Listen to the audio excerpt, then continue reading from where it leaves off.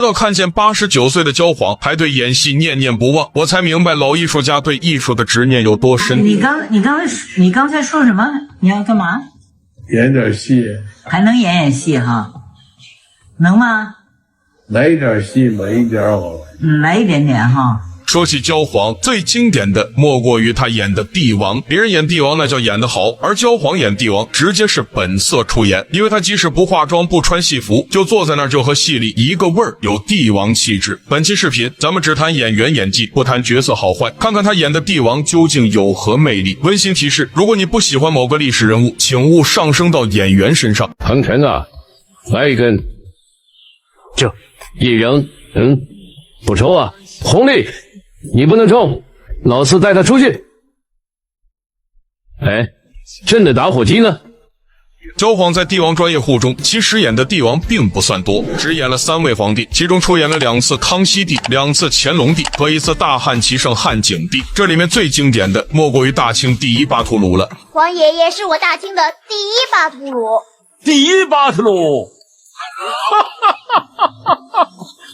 郑医生封了多少人为巴特鲁？还是第一次听人家说朕是巴特鲁，而且是第一巴特鲁。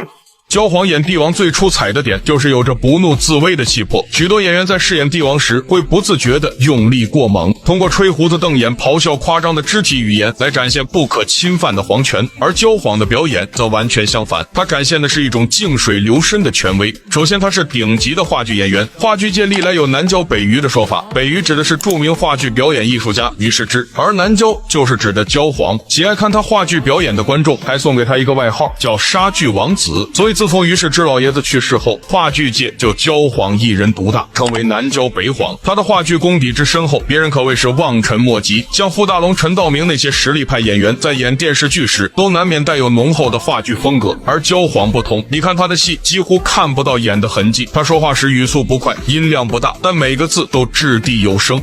该怎么办？请皇上示下。乱不了的，乱不了的。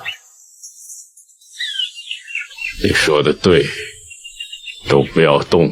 他的台词看似平铺直叙，但却带有不容置疑的压力感。其次，他的表演重心在眼睛，他很多时候一言不发，仅凭一双眼睛盯着你，就会让你感到不寒而栗，将紧张氛围拉满。他的眼神里有审视中间，有洞察一切，也有失望透顶，最后化为一种冰冷的决断。这种不动声色的压迫感，可谓是将帝王权术拿捏的精准到位，远胜于任何形式的龙颜大怒。其实演一位在位很久且城府极深的老辣君主，在朝堂之上就应该表现出静的氛围，这种静会让大臣们感到害怕紧张，要表现出喜怒不形于色，让臣子们永远猜不透你内心的真实想法，这才是老年帝王最可怕的地方。当然上面我说的一切只强调了他演帝王的演技好，并不是说他演的康熙很好，因为他在雍正王朝里的表演俨然将康熙塑造成了一个千古圣君，历史上的康熙可能都还配不上焦晃塑造的这一形象。不过有意思的是，焦晃的相貌倒有点像康熙的孙子乾隆，这是焦晃在乾隆王朝饰演的乾隆帝，对比一下乾隆的老年画像，是不是有几分相似呢？而且焦晃也把乾隆晚年的极度自负和极度固执给演活了，尤其是当他宣布闭关锁国时，我都想上去给他2巴掌。我大清天朝物华天宝，你们有的我们有，你们没有的我们也有，通商对我们没有多大益处。今天你们得到了不少东西，以后你们再来，朕还可以赏赐的更多，但是通商一事，今后不要再提。尽管这部剧被吐槽为和珅传，剧本有点洗白，但不得不说焦晃演的老年乾隆还是可圈可点的。最后可能很多人忽略了他在汉武大帝中演的汉景帝，这是被康熙光芒所掩盖的又一经典角色。焦晃曾在采访中说，这个皇帝不像康熙那样潇洒，他因为少年阴影始终活在忧虑、孤独和痛苦之中，所以肯定要演出和康熙、乾隆完全不一样的感觉。但他起初并不熟悉这个人物，他是边演戏边研究史料，和导演胡梅经常探讨该怎么尽量还原这个历史人物。功夫不负有心人，好在最终所呈现出来的效果还不错。你可以明显看出他演的汉景帝和康熙、乾隆是不同的人，不同的性格。然而演完这位皇帝后，焦晃表示再也不想出演其他帝王了，因为实在太累了。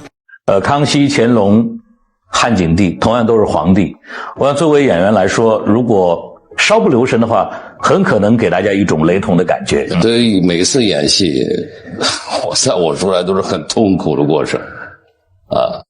因为要长出一个新的人物来。焦晃对艺术的追求就是不能有重复感，每一次创作都要给观众带来全新的体验，所以迄今为止他参演的影视剧很少。他接的角色首先肯定要剧本好有意义，其次他对艺术创作是严谨的，只要他出场的戏份，他都会和导演不断的探讨优化。因为我只能管我自己的戏下了。那我现在看了，因为他们片子剪得很长，是不是也乱了套了？我在有关我的戏当中，这个我跟红梅还是能够取得很好的沟通的，或者做一些这个。因为我不在的时候，我就其他演员如果不是太注意，就不是太。所以你会发现，不管是雍正王朝还是汉武大帝，自从焦晃老爷子杀青后，后半部分的水准和前面是有点差别的，都是有所下降的。因此一个好作品不只是导演一个人说了算，还需要像焦晃这样的好演员为全剧组营造出良好氛围。但遗憾的是，如今这样的好演员正在老去，新生代演员恐怕很难找到以前那种对艺术精益求精的精神。这个年轻的演员，您有一些什么话要告诉他们？那就是认认真真去演戏，正正派派去做人，我想这可以了。